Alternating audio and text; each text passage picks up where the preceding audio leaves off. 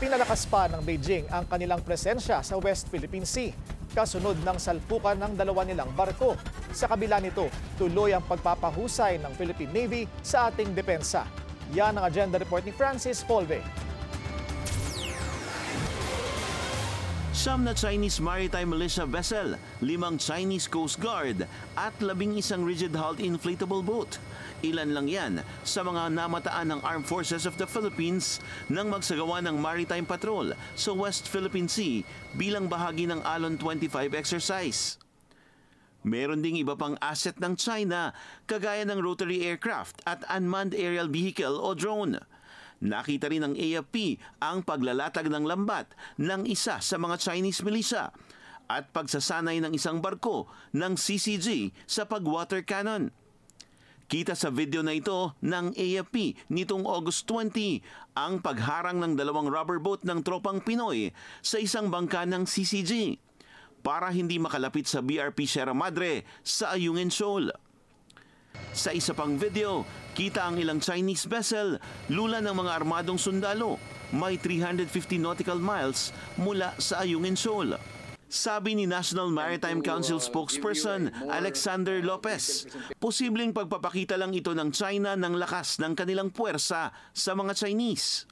Matapos mapahiya dahil sa August 11 incident kung saan nagbanggaan ang kanilang 2 barko sa may Scarborough Shoal. Kaya naman expected daw ang galaw ng China na dagdag na deployment ng kanilang mga military asset sa West Philippine Sea.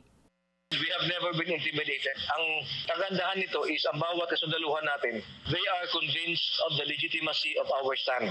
Ang bawat isa ay kumbinsido na tayo ay nasa tama. Number 2, ang ating pinaglalaban ay para sa bayan at sa kinabukasan ng mga Pilipino, kababayan natin. Number 3, alam natin that we are backed up by international law. Una nang nilinaw ng sandatahang lakas ng Pilipinas na handa silang mag-deploy ng warship sa West Philippine Sea. Hindi para ma-escalate ang tensyon matapos ang pinakahuling pambubuli ng China, kundi para tumulong sa anumang posibleng mangyari sa laot. Mga tropa naman natin, mga veterano to eh. They have been through more dangerous situations. Lahat naman ito, veterano sa gulo ng ating bansa sa Mindanao, di ba? They have been fighting for flag and for country. So yung ganitong hindi siya matitinag sa ganito. Tayo naman, we do not speculate. But we have appropriate contingency measures in place.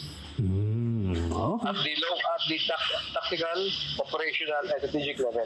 Tuloy naman ang joint war games ng Pilipinas at mga kaalyadong bansa sa ginaganap na exercise Alon 25 kasama ang Australia at Canada sa may lubang island sa Mindoro, lumahok sa coordinated formation ng 3 warship, kabilang ang BRP Jose Rizal ng Philippine Navy, HIMARS Brisbane ng Australia Defence Force at HMCS Ville de Quebec ng Canadian Armed Forces, na unang beses sumabak sa multilateral military drill. Nakibahagi naman ang FA-50 jet ng Philippine Air Force sa dissimilar air combat tactics and basic fighter maneuvers.